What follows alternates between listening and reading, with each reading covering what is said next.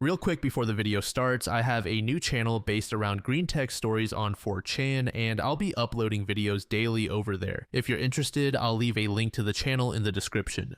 Hey everyone, welcome back. I'm Michael, and we're going to be getting right back into some more Reddit stories. If you enjoy the video, make sure to leave a like and subscribe. Now, without further ado, let's begin. This story was posted by a user named Dry Instruction in the AIO subreddit. The post is titled, "My girlfriend was going to go to her ex's birthday party without telling me. Hey Reddit, I am 29 years old and have been dating my girlfriend Lena, who is 27, for about 10 months. Things have been great overall. She is funny, smart, independent, and we have talked about maybe moving in together next year. There have been no major issues until this weekend. So here is what happened. On Saturday, Lena told me she was going out with a few friends from college. Cool, no problem. I had plans to watch the game with my brother anyway. But the next day, I saw a photo on one of her friend's Instagram stories. The caption said, "Happy birthday, Jason." I recognized Jason. He is her ex, the one she dated for about 3 years and broke up with about a year before we met.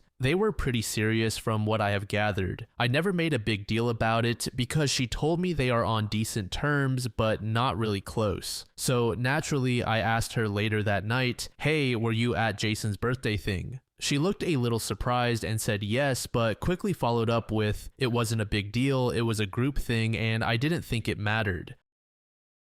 I did not raise my voice or accuse her of anything. I just said I wish she had mentioned it beforehand. She got kind of defensive and said I was making something out of nothing and that it was not like she was hiding it. But she kind of did hide it. I mean, I do not want to be controlling and I know people stay friends with their exes, but the fact that she did not even mention she was going to his birthday rubs me the wrong way. It just feels off. I am not accusing her of cheating or anything, but I cannot shake the feeling that she intentionally kept it vague so I would not ask questions. She said she didn't think I would care, but the whole thing just makes me feel kind of sidelined. So am I overreacting? Update. Thanks again to everyone who responded. I did not expect the post to blow up the way it did, and honestly, I have spent the last few hours sitting with it all. A few comments really stuck with me, especially the ones that pointed out it is not necessarily about where she went, but how she handled it. I ended up bringing it up when she came over this evening. Nothing dramatic, I just said I had been thinking about it and that it bothered me, not even the party itself, but the fact that she did not mention it.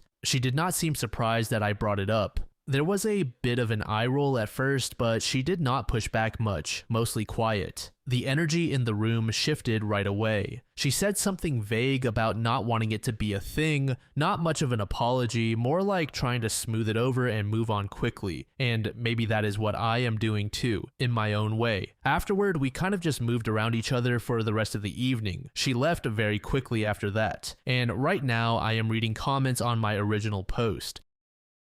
I am not sure where I land on all of this. Nothing exploded, but it also did not feel resolved. She did not seem interested in understanding why it bothered me, just in making sure it did not mess with the vibe. It is not a breakup level thing, not yet, but it does feel like something shifted in our relationship. That is all for now. I just figured I would follow up. Thanks again. Final update. I figured I would give one last update, even though things did not really go the way I hoped. It has been about 10 days since I posted. Things between Lena and me never really got back to normal after that night. We had a few awkward conversations in the days after, nothing explosive, but I could tell there was tension. She kept saying I was overthinking it, that it was not that deep, but the way she avoided the topic or brushed it off just made me feel worse. The whole situation stuck with me more than I expected. It was not even about the party itself anymore. It was more about how she handled it. It became pretty clear that we look at communication in relationships very differently. I felt like I could not fully trust her to be upfront, and once that feeling crept in, it was hard to shake. We ended up having a more serious talk this past weekend. She admitted she did not tell me about the party because she knew how I would react, which kind of confirmed the whole point for me. I do not want to be with someone who feels like they need to hide things to keep the peace.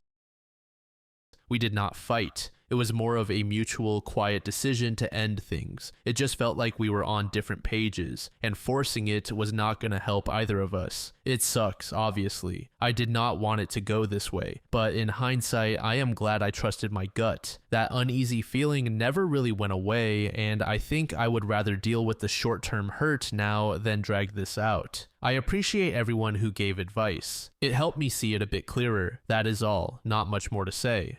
Intelligent Complex said if avoidance and eye-rolling are her communication styles, then she is not a good long-term partner. This was a satisfying resolution. Soaring Seafoam said, I feel like if it wasn't that deep, OP would have known that Jason was still in Lena's friend group and that they were still in contact. She made it that deep when she chose to hide the fact that he was in her life at all, and then specifically hid the fact that she was attending his birthday. At the very least, she still has feelings for Jason and handles disagreement poorly. I think OP is better off. Lena just was not the girl for him. This next story was made in the relationship subreddit by a user named Gakes Luna. The post is titled, I'm thinking of leaving my husband after 4 years of marriage. The title is exactly what it sounds like. I am considering leaving my husband. He does not contribute to chores around the house and plays games for hours every day. I have to remind him to do basic things like showering and chores. I have told him multiple times that I do not want to parent him and he will do better for a day or two, then go right back to the same behavior. He only has 2 chores, dishes and taking out the trash. We have a dishwasher. The problem is that he has neglected these chores for so long that we now have a fruit fly infestation and have to call pest control to deal with it. I know I should have done something before it got this bad, but he kept reassuring me it would get done. He is also incredibly impulsive and spends money he knows we do not have. I am between jobs at the moment and will not have any pay until July. I have also tried to communicate about this, but he shuts down whenever I try to talk to him about the things that bother me. There are some other reasons as well, but these are the big ones. They have only recently become an issue in the last year or two. He likely has undiagnosed attention deficit hyperactivity disorder. I can see the symptoms and know these problems stem from the attention deficit hyperactivity disorder. I also have attention deficit hyperactivity disorder and use coping strategies to deal with it. I have suggested coping strategies for him, but he says they will not work and refuses to even try. His shutting down when I try to communicate means that I cannot talk to him. He refuses to talk to me until I bottle everything up and explode, which he says reinforces his avoidance of talking to me. I have suggested marriage counseling, but he claims we do not need it. I do love him a lot, but these problems are weighing me down so much that I feel depressed. I blew up again today. I called him lazy and basically told him he was not allowed to play games until he finished his chores and the fruit flies were taken care of. This makes me feel like I am parenting him again. I do not want to leave him, but I am not sure what else to do at this point. What would you suggest? Update. So I guess things are going to get better. In my last post, I broke down some of my husband's behavior and how it is likely linked to undiagnosed attention deficit hyperactivity disorder. Several people suggested leaving him. There are some things I left out of my last post that now seem relevant. I am disabled and often use a wheelchair or cane to manage my symptoms. I have a hard time bathing and dressing myself and am occasionally reliant on the help of others. Part of the reason he neglects himself and chores is because he works a full-time job and has to help me. These were not issues until my health began to deteriorate. Some of his behavior is rooted in post-traumatic stress disorder from a highly abusive relationship. I packed a suitcase and was getting ready to leave and stay with family when my husband came home. He saw the suitcase, asked what was going on, and we had an actual conversation. No avoidance or shutting down. He apologized, said he understood, and that he would like a chance to fix things. He set alarms on his phone to remind himself to do chores and other tasks. He Googled ways to manage attention deficit hyperactivity disorder without medication and called his doctor to set up an appointment to talk about getting evaluated for attention deficit hyperactivity disorder and post-traumatic stress disorder. He called our church to set up some marriage counseling, and he started cleaning without me asking, things he had not done before even when I begged. I think seeing the suitcase and realizing that I was really planning on leaving helped. Maybe I am wrong and this is just his attempt before it gets worse again, but I think he is actually trying this time. Am I wrong to be hopeful here? Edit. I did not add my disabled status to the first post for a few reasons. First, I just do not like talking about it. My disability is nobody's business. Second, he only helps me for about 15 or maybe 30 minutes a day, and those are low effort tasks as well. Third, I did not think I deserved less effort in a relationship because I am disabled. Unfortunately, some of you seem to think I do deserve less. Blue Van on the Street said, church counseling is not the way to go if you are trying to get your husband to be a fully participating partner in your marriage. Alternative Year said, I expect him to go back to his normal within a couple days. This final story was made in the AITA subreddit by a user named Don't Hate on Debate. The post is titled, I snapped at my brother because he's why we moved. Me, 14-year-old female brother, Daniel, 16-year-old male. I used to live in City X. I was born and raised there. All my friends are here and all the extracurricular opportunities I have are here. For example, the debate circuit is very strong here. I have cultivated connections for youth activism and there are good internship opportunities. But my brother seriously messed up about a year ago and ruined it all for us. I am not going to go into the exact nature of what he did, but it was bad. He did not do something that would have serious legal consequences or anything, but it was stupid, incredibly problematic, and got him into enough trouble that it spread throughout social media. He also got in trouble with the school and he claimed he could not stay there because his reputation was ruined. Personally, I think he should have thought of that before he did it. My parents were mad, but they became sympathetic because he said he was getting bullied and they wanted to protect his future. So they moved him to 2 other high schools, but it ended the same way because everyone knew what had happened anyway. So my parents and he decided to move to an entirely different state, to City Y, without consulting me at all. My brother's future is important, but why should my future be sacrificed just because he messed up? City Y is very small, has much worse schools, and does not have a debate league. I also had to leave all my friends behind. No one knows about what my brother did, so he is happy, my parents are happy, he is happy. I am the only one who is not happy. At the risk of sounding cocky, I had a really good future in my extracurriculars. I definitely could have shaped up to be one of the best nationally, according to a lot of people, if I had the right coaching and competition. I could have gotten scholarships to great schools for it, but no. Daniel had to get himself into deep trouble and drag me into it too. I have been here for 4 months now, and I did not talk to my brother at all for the first 2 months. Now we are all at home and my frustrations build every time I see him. So at dinner, my brother was talking about his college prospects with my parents and I was so frustrated that I snapped. Our conversation went like this. Him, I think I have a good shot at getting into state school. Me, like hell you do, with the trouble you caused last year. If you think running away to a different city and ruining my life can make what you did go away, then you are in for a rude awakening.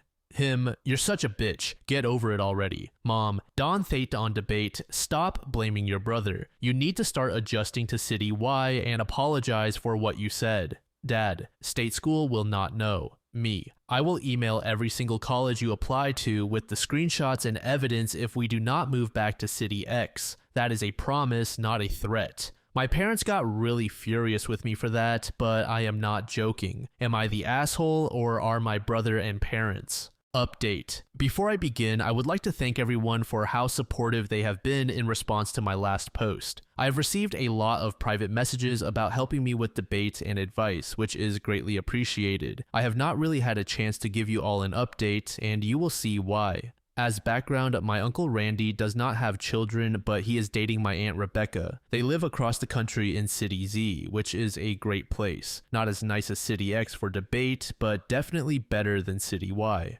Since they live pretty far away, we only really see them on holidays during the years we spend with Dad's family. Randy is very well off. I do not know exactly how much he makes, but I have stayed at his house and it is very nice for a place in City Z. It is not his only one. He is very generous and has set up college funds for me, Daniel, and Rebecca's little brother Ricky. I would still rather get a scholarship than use Randy's money because I do not want to be a burden. Ricky is younger than me, so sometimes I tutor him over the phone and we are pretty close. I also talk to my uncle fairly frequently. We discuss politics together. However, he does not really speak to or like Daniel because Daniel is rude to Rebecca. Anyway, I was helping Ricky with his math homework shortly after my original post when I suddenly started to cry. I do not really know what came over me, but I had not told anyone how upset I was before then because there is so much else going on in the world. Ricky and I talked, and I found out that my parents had actually told the entire family the reason we were moving was because City Y had a better debate circuit, and they believed it because no one else does debate. I had not discussed the move with them because I bottle my emotions, and they did not really ask me about it because they assumed I wanted the move. I ended up talking to my uncle about it, and we had a really great conversation. He is extremely angry at my parents and Daniel. This was the second to last straw for him, and he ended up removing half of Daniel's college fund and splitting it between my and Ricky's funds. Daniel was very upset because he had been relying on that money and our parents had not saved up. So he threw my phone down the stairs. Then I emailed my uncle from my laptop and he revoked the rest of Daniel's college fund too. My parents are quite angry at me as well because it is not like they can come up with $200,000 by the time Daniel goes to college. My uncle has offered for me to come stay with them in City Z, which I have accepted. He also generously bought me a new phone, which I am using to write this post right now. Edit, I have gotten a lot of messages and I cannot really answer them all, so I will just address the most common questions. What did your brother do? He posted a racist Snapchat rant on his public story instead of private. I do not want to go into too much detail besides that. Is insert video of racist kid your brother? Either way, I am not going to confirm or deny it. However, I am really impressed at the variety of racist kids vaguely fitting Daniel's description you all have managed to find. Have your parents agreed to you moving in with your uncle? Short answer, yes. Long answer, it took a lot of pressure from other family members, but they conceded. I will be with them on holidays. And yes, I agree, my uncle is fantastic. I am a very lucky niece to have him. Relentless Dandelion said, good lord, so they reacted to their child being extremely racist by slapping him on the wrist and then sacrificed his sister's future and friendships to save him from any consequences. Even though she was lucky enough to be taken in by a relative in a better city, she has still been removed from all the friends, connections, and potential future career opportunities she had. At least at 14, she has time to rebuild before college, but Christ. Pursuing potential internships at 14? Damn, this kid is onto it. Odd Comfortable said, need a 5-year update to see just how bad racist brother is fucking up his life. Thank you so much for making it to the end of the video, and thank you also to partner of the channel, Gamersupps. Use code DLAM to support the channel and get 10% off of your purchase, link in the description. I'm sure many of you like me have a hankering for daily caffeine, so go check them out. Lately, I've been a big fan of Titty Milk and Acid Rain, but they've got dozens of other flavors for y'all to try out. Anyway, thanks again for reaching the end, and I hope you all have an amazing passage of the next 24 hours.